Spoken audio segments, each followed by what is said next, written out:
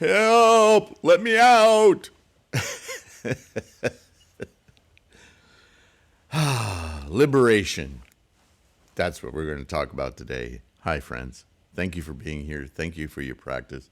Thank you for your support, your generosity with your time, and your purchasing of ebooks, your donations.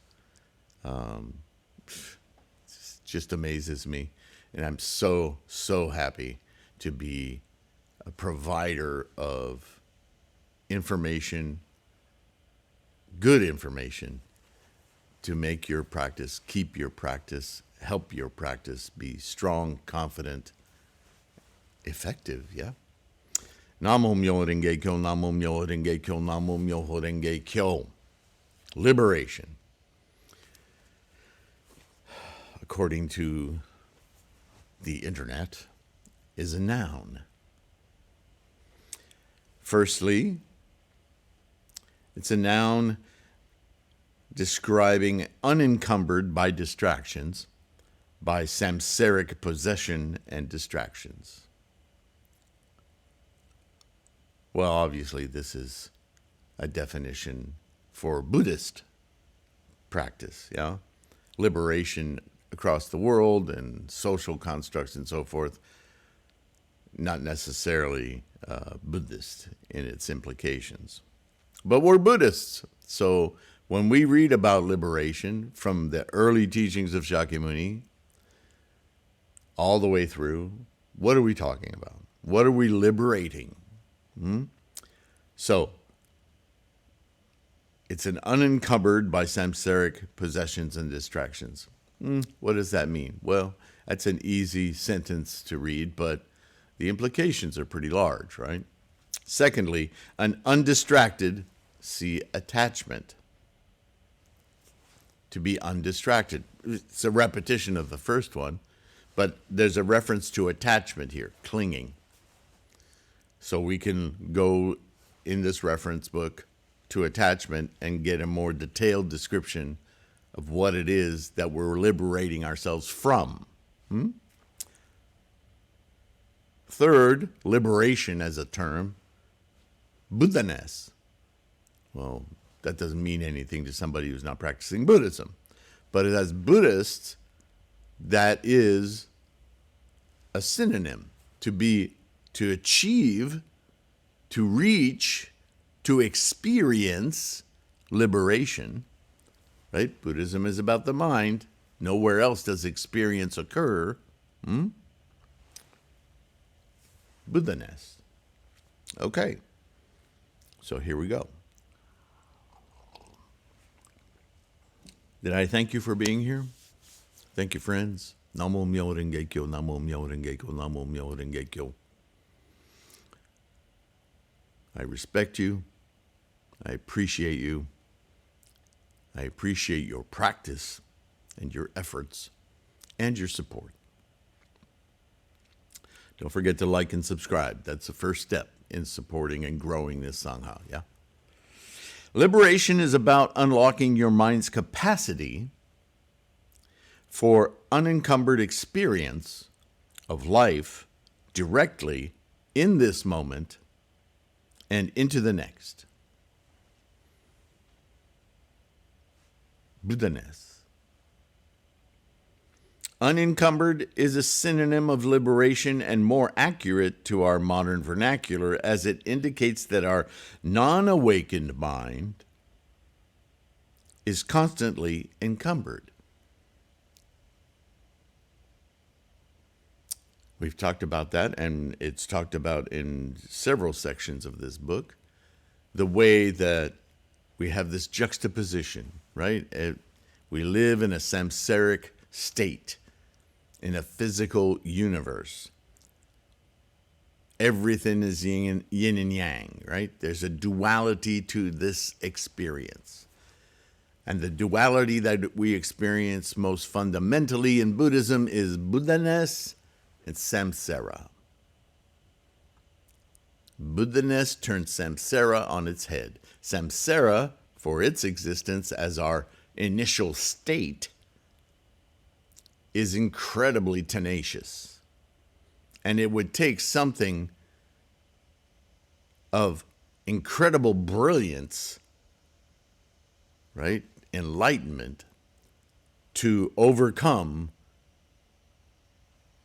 the constant web of darkness that samsara wants to apply to our sentient mind.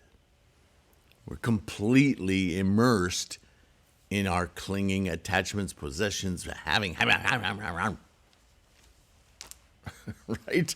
Lower worlds, hell, hunger, animality, so on.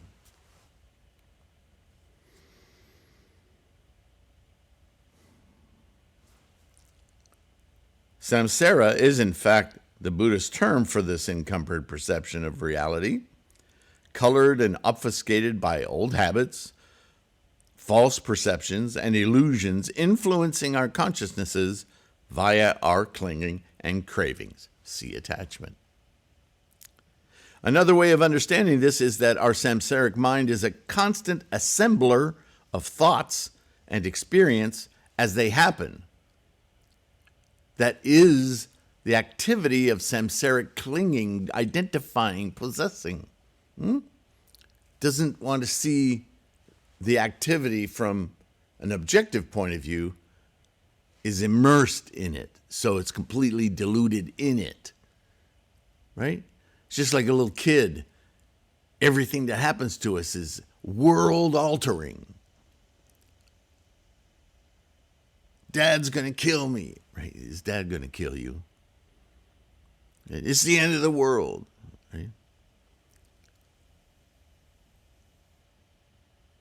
The girl in the third row and fourth seat gave me a dirty look. I was feeling so enamored with her, and now I'm going to die. I'll never have a relationship. Right? Everything is world altering. And I'm not saying that doesn't follow us into our adulthood. Yeesh. That's samsara. Another way of understanding this is that our samsaric mind is a constant assembler of thoughts and experiences as they happen, but constantly compared, weighed, and perceived through an immense database of previous opinions and decisions about, quote, reality. See epistemology. Oh, that's a juicy word. If you've never heard it before or you're not aware of it, look it up in the book. You'll find it fascinating. Epistemology, a shorthand for explaining that word, but it's not quite enough. It's just the assumptions, the quote knowledge, the assumptions, the things we think we know that influence and affect everything that we think we're knowing and experiencing. Right? We build our knowledge in layers. Right? Stay away from dogs. They're dangerous. Because maybe when you were 6 years old, you were bitten by a dog. And from that point on, dogs were dangerous. And now as an adult or a young adult or an old adult, you think dogs are dangerous and you're not even aware of the decisions you've made about dogs or danger. You just know dogs are dangerous. And why do you say that? I don't know. They're just dangerous. Because you're not aware that all these layers built up to you experience it when you say the word dog. Right? It's amazing epistemology, you know? That's very much samsara. Ultimately, what, quote, and how, quote, we experience ourselves and our environment is largely, if not completely, constructed in our mind. See the fountain analogy to get a little interesting take on that. This is what we might call the subjective reality, samsara. Alternatively, the universe and the processes at work in its existence are devoid of feelings and opinions and past emotional impressions imposed on the present, right? The moon isn't at all concerned with its alignment with the sun and the earth for our pleasure or displeasure. It doesn't, quote, care. Right? Well, I'm going to hide behind the shadow of the earth today. That'll be fun. No. Right? This is samsara. This is the world of the engine of life. Things are being moment to moment, changing. But here we are with our brilliant sentient minds going, wow, that must be all about me. Yeah. The moon is watching you. That's that magical thinking I talk about all the time. That's where all our mysticism comes from. What an ego we have. That's what religions are. To perceive this, quote, reality could be described as objective reality, or simply the unencumbered truth. This is then the goal of liberation. Right? To witness all this and experience it without making it about me, or alternatively, exploding that little microcosm of me into me-ness, really engaging with life as a universal experience, doesn't make you any less significant. It makes you more significant because now you're engaged in part of everything happening.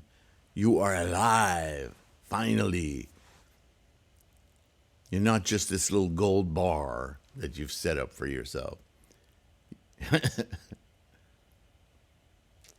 Simply put, Buddhism views samsara as a trap created by our mind of clinging and cravings. You can go all the way back to the Four Noble Truths. Isn't that exactly what Shakyamuni said? In different words. To attain our innate capacity. See, it's a capacity. It's innate. It's built into sentience. But if we don't pay attention to it, we just walk through life, waiting for life to happen to us so we can react. That's not awake. That's sleepwalking. Gurdjieff would say that's how mankind is. Just plummeting through life, waiting for things to happen. Because we think backwards. Samsara says life is happening to us, universe to us, others to us. And we're just blinded by, stupidity, foolishness, ignorance. Those aren't equatable terms, but you know what I mean.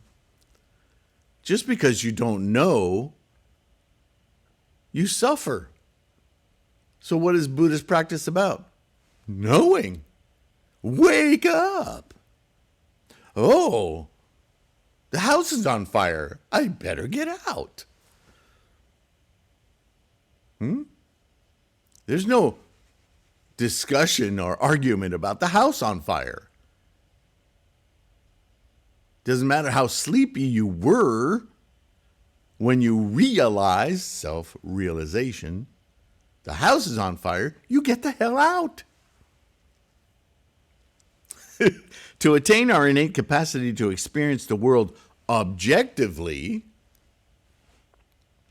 with wonder and newness in each moment, is itself liberation from the, quote, trap of samsara. What's being trapped? Our ninth consciousness, our Buddha-ness. It's being squelched by our ravenous 8 consciousnesses of identification, possession, ownership.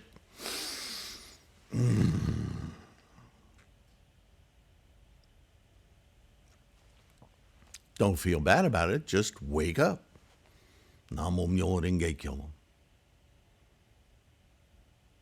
It's just that simple. Isn't that maddeningly, doesn't it upset you that this truth has been there all along? Why doesn't everybody do it? Come on, right? That's that bodhisattva. Once you figure out that, geez, this is all I have to do is invoke my awakeness. Why doesn't everyone do this? And then when you see somebody who isn't, you see very clearly why they're going, oh, today I got this and I got that. And you look at them and you think, man, it doesn't have to be that way. Have you ever heard of Namo Myoho Renge Kyo? What? What is that? Ooh, boy. You got to be ready. You got to have the strong life condition, right?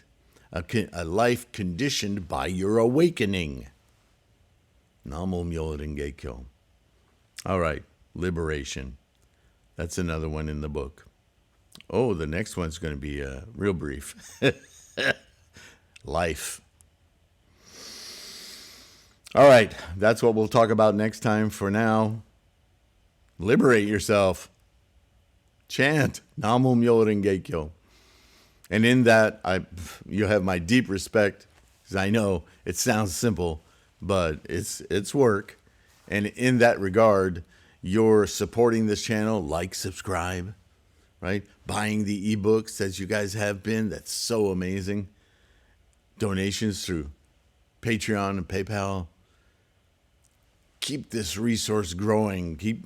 So that I can make more informative content for you. These books, these ebooks that seem to have answered a real need. I'm so glad it took me so long to come upon this, but you guys are eating them up. So I'm so gratified that I can help you in your practice. That's what this is all about. Threefoldlotus.com, free podcasts. Let me know if there's anything else I can do for you. In the meantime, help yourself. Take care of your health. Be kind to yourself. Keep your practice strong. Keep that a leitmotif in your life. A consistency. So important for anything we do. And until this next one, we talk about life. We're always talking about life, aren't we? All right. I will see you in the next one. Bye for now.